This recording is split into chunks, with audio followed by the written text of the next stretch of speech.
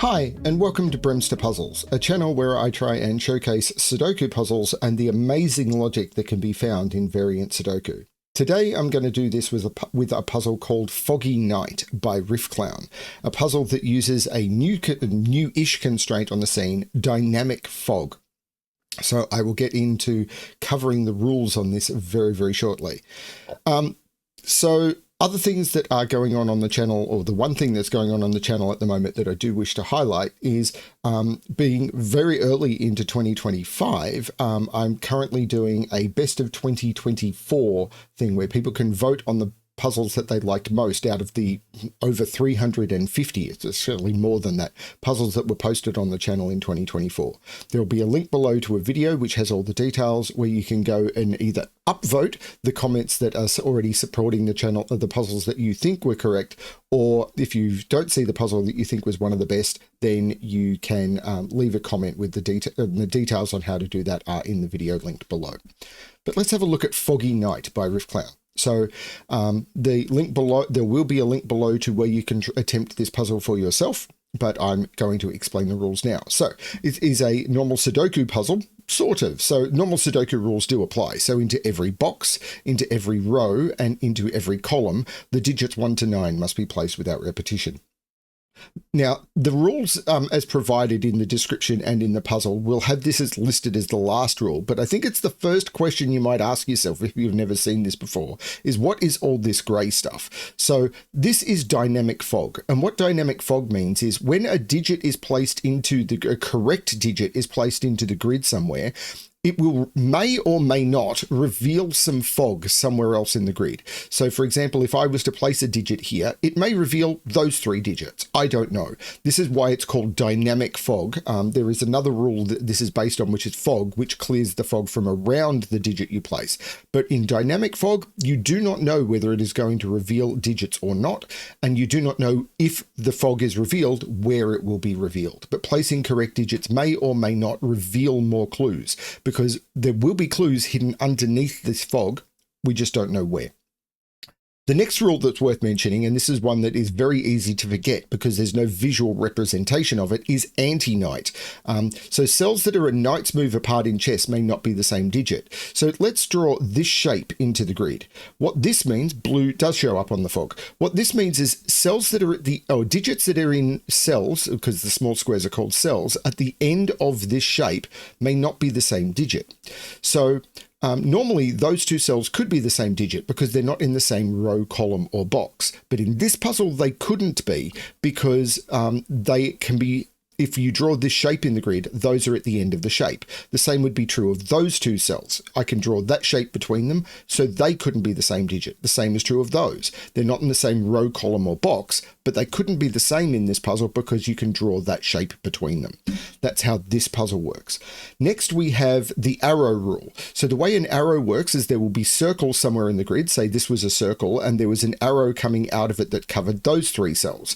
The sum of those 3 cells would then go into that circle. But I don't know where the arrows are. It could just be those 2 cells here. It could be those 3 cells with an arrow here. But the sum of the digits placed on the arrow coming out of the circle, the sum of those goes into the circle for that arrow.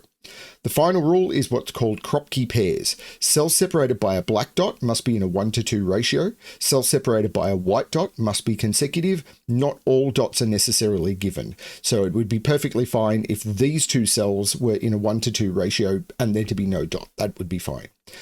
They're all the rules of the puzzle. It is now up to me to try and show you how to solve this puzzle, having never solved it before. So I'm going to restart the puzzle to restart my timer for people who like to track their time. Let's give this a shot. Now, I think I should probably start here because there's some facts about black dots that are important. Let's talk about a single black dot. On a single black dot, you must always have a low digit and its even double, because 1 would double to 2, 2 would double to 4, 3 would double to 6, 4 would double to 8. You can't do 5 double to 10 because Sudoku digits are 1 through 9. Now, when you've got a run of 3 black dots that are all in the same row, column, or box because they all see each other, it's even more restrictive because you could do 1 to double to 2, doubling to 4, 2 doubling to 4, doubling to 8. You can't do 3 doubling to 6, doubling to 12 because 12 is not a Sudoku digit. So in 1 one direction or another, we know this is 1, 2, 4 or 2, 4, 8. So we know the middle digit is a 2 or a 4. But I've seen this before. I know that this can't be a 2. Because if this is a 2, these are 1 and 4. But if these are 2, because these have to be consecutive with 2, these would be 1 and 3. And I would have a 1 in one of those two cells and a 1 in one of those two cells, and there'd be 2 1s in the box. So this can't be the 2. This is a 4. Wow, that's revealed a lot of stuff all over the grid. Okay, I'd never explained that there could be digits hidden under the fog, because it rarely happens, but this is Riffclown and he's an awesome setter and he's playing with us. So we now know that these are 2 and 8, which are the 2 digits that are in a 1 to 2 relationship with a 4. And these are 3 and 5, the 2 digits that are consecutive with 4. But this can't be a 3, because if this was a 3, I couldn't go back up to 4 because there's already a 4 in the box, and I couldn't go down to 2. There's already a 2 in one of those two cells. So this is a 5. This can't go 4, 5, 4, so it's 4, 5, 6. And these are 1, 7, and 9. Now this can't be a 9 because I can't put 9 on an arrow that sums to something less than 9. And, oh, it could be a 7. This could even be a 2 because I could go 2, 1, 1. That could work. So if the arrow went down here, this could be 2, 1, 1. This can't be a 9, though. That can't be a 9. If this was a 9, this would have to be the circle of an arrow. You can't put a 9 on an arrow. Like if this was 9 and not the circle, it'd be 9, 2. And the circle would have to sum to at least 11, which doesn't work. Or 9, 8, and it'd have to sum to 17, which doesn't work. And if this isn't the circle, then I'm doing 2 plus 9, and yeah, it just doesn't work. This either has to be, sorry, if this is the circle, then this would have to be the same as this, and it doesn't work. This is not the 9. I've got a 1, 7 pair, that's the 9. Oh, and that reveals the arrows. Okay, what can I do with that? This can't be 2, 1, 1 anymore because I can't put 1, 1 on the arrow. So this is the 8, and this is the 2. 8 is 1 with 7 or 7 with 1, and this can't be the 1. So that's the 7, that's the 1. This is the 7. 2 plus 7 is 9. Oh, the 5 made that the 3 ages ago. This is a pair now, which is 6 and 8, the digits I have yet to place in the row. Okay, 4 digits on a black dot. This is incredibly powerful because the only options are 1 doubling to 2, doubling to 4, doubling to 8, because 2, 4, 8, 16 doesn't work, and that could go in either order. So I've got a 1, 8 pair in the box and a 2, 4 pair in the box. Okay, so I can't put 2 or 4 on this. So this can't be 1, 2, I can't use 2. It can't be 2, 4, I can't use either of them. It can't be 4, 8, I can't use 4. So this is only 3, 6, because there were only 4 possibilities. Remember, a low digit and it's double.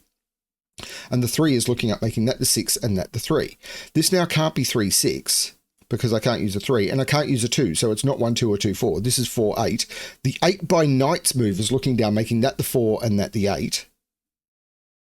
This can't have 2 or 4 on it. So it's 3 or 6. And the 3 is looking down by Knight's move, making that the 6 and that the 3. Remember, if this was the 3, they'd be at the end of that shape, and that can't happen. Now, this can't be 2, 4, or 8. So this can't be 1, 2, 2, 4, or 4, 8. This is 3, 6. And the 3 is making that the 6 and that the 3. Okay. I've now revealed almost all of the dots. So this is going to be more of a Knight's move puzzle now. 3 is in one of those two cells because it can't be in those by Sudoku or that by Knight's move. 2, right, where's 2? 2 and 2 puts 2 in one of those 3 cells. That 2 sees that one by Sudoku and that one by Knight's move. That's a 2. Which didn't reveal anything. Okay. Is that seeing a 1 or an 8? It's not. So I've got 3 in here. 7 is in one of those 2, but I'm not seeing any by Knight's move. That 6 sees that by Knight's move. So that's the 8 and that's the 6, which puts 6 in one of those 2.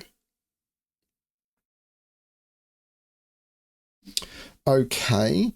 This 8 now sees that one by Knight's move. So this is 1, 2, 2, 4, 8. didn't do much, did it? It does put two is in one of those three by Sudoku. That 2 sees that one by Knight's Move, and that 2 sees that one by Sudoku. So that's the 2, which didn't reveal anything. But that puts 2 in one of those 2, which don't seem to be seen by Knight's Move in any way. This one sees both of those cells. That one by Sudoku, that one by Knight's Move. So 1 is down here. So 1 can't be in any of those because this one sees all of those, and the one pointing ones in here mean it's not there. 1 is in one of those 2, which puts 1 in one of those 2 because 1 can't be in those anymore. 1 can't be in those. That one sees there, and that one also sees that one. So that's the 1. Ooh, we've got an arrow here. So what are these 4 digits? It's often powerful to mark quads. Well, hang on. Let's just do this. This is a 1. Where is 1 in row 2? Can't put another 1 in the box, and I can't put 1 there because of that one looking up. That's a 1. So what can this be? It can't be 2, 3. It could be 4. It could be 5. It can't be 6. It could be 7. It could be 8. So this could also be on the arrow. Maybe. If this was also on the arrow, the circle would be here or here. Yeah, I can't actually turn around and say that's just the circle. So I don't want to keep exploring that yet. Let's look for some more Sudoku. 8 and 8 is putting 8 in one of those 3. That 8 is not there. 8 is in one of these. So is this naked? A naked single is a cell that can only be one thing. This sees 1, 2, 3, 4, 6, 7, 8, 9. That's a 5. Why did it reveal that? Just because it can, or am I wanting to look at that? This can't be 1, 2. It could be 3. It can't be 4, 5, 6, 7, 8. I think it can be 9 though.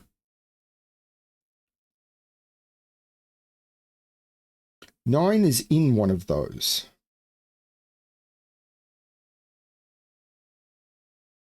So what are these 4 digits? 3, 4, 7, and 8. Well, 3 can't go in either of those. So 3 is in one of those 2. And 4 can't go there. So that's 3 or 7 only. 4 can't go there, but 4 I think can go in any of those. What's this triple? 1, 2, 3, 4, 5, 7, and 9. Well, there's no 5 there. There's no 5 there because that 5 sees that one and that 5 sees that one by Knight's Move. That's the 5. So this is a pair.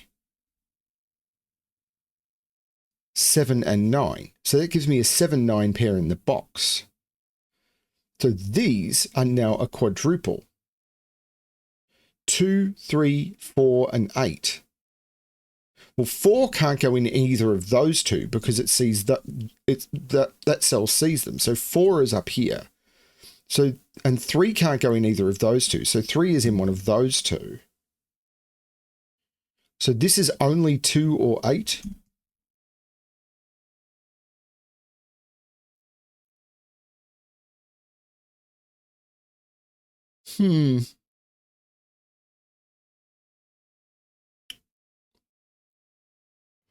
Oh, 1 in box 6.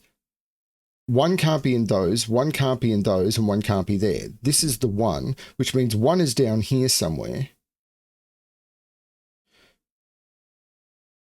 3 in this row can't be there, but it can be in any of those, I think. 4 in this row can't be there. There. This can't be 1, 2, 4, 5, 6, 7, 8. So this is 3 or 9 as well. This is a 3, 9 pair because it can't be 1, 2, could be 3, can't be 4 by Knight's Move from multiple sets, can't be 5, 6, 7, and it can't be 8. This is a 3, 9 pair. So this can't be the 3. This is the 3, which means this is the 7. These, 1, 2, 3, these are 4 and 8. Not sure. But this is now a triple, of course. 4, 5, 6. There's no 4 there. There's no 5 there. That's the 6. And the 4 is looking in, making that the 5 and that the 4. Cool. Which puts 4 in one of these two. Because the 4's looking into the box just by Sudoku. This is a triple. 1, well, where's 1 in this column now? 1 has to be there. And this is a pair. 1, 2, 3, 4, 5, 6, and 7 are these two digits. These are 6 and 7, which means this can't be the 7, or these would both have to be 6. That's the 9. That's the 7, which means that's the 9, which means that's the 7. This is very cool. So this is a 6 or a 7, and this is a 3-cell arrow, which means this arrow, if this was a 6, this would have to be 1, 2, 3, and it can't be, because that can't be 2 or 3, because the minimum digits you can put on a 3-cell arrow are 1, 2, 3, summing to 6, but I don't have a 3 available. So this has to be a 1, 2, 4 arrow summing to 7, and the 2 must go there, and this has to be the 4. So these 1, 2, 3, 4, 5, and 8.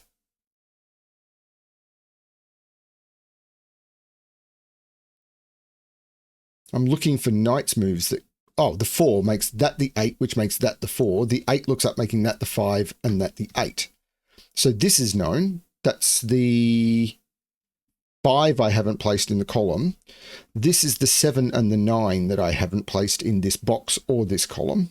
And the 7 is looking in, making that the 9 and that the 7. Excellent. Okay, the 8 is making this the 2. And these are 3, 4, and 8. This one can't be the 3, and this one can't be the 4. Actually, this one also can't be the 4. That's the 4. That's been there for quite a while, and I just didn't see it. The 8 is looking across, making that the 3 and that the 8. These are 5 and 7, and the 7 is looking up by knight's move, making that the 5 and that the 7. So this is a triple, as in 3 different digits, 3, 6, and 9. There's no 6 there. There's no 3 there. Probably missing something. Okay, let's look at these triples. Well, the 2 is looking down saying that's not the 2, so that's the 2. So let's look at this pair. I've got 1, 2, 3. I don't have 4, 5, 6, 4. These are 4 and 9. And the 9 is looking across, making that the 4, which makes that the 9. Now, I'd eliminated 4 down to only 2 possibilities in this box, and now it can't be there. So that's the 4. And, not sure. If this was a 3, I think that's a problem. Because if this was a 3, this couldn't be a 7.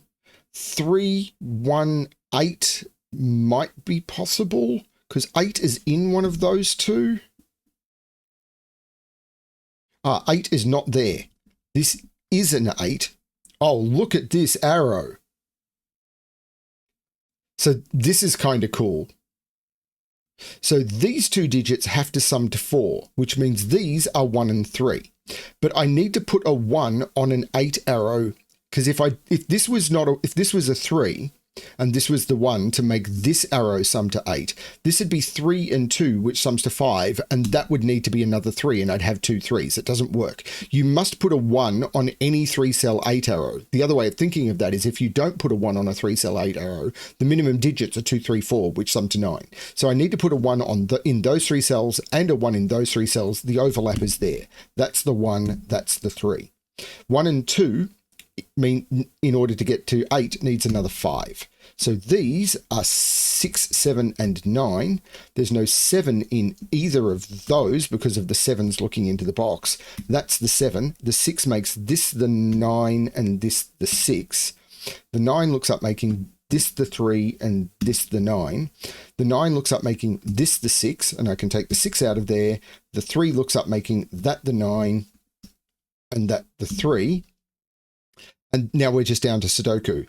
The 1 says that's not the 1, that's the 1. I need to put a 5 in, which is not there, that's the 5. And now the final digit I need to put in is an 8, and that completes the puzzle in 15 minutes and 45 seconds. This has had a lot of solves in the last 15 days, but it would be nice if the channel can be responsible for getting that number up.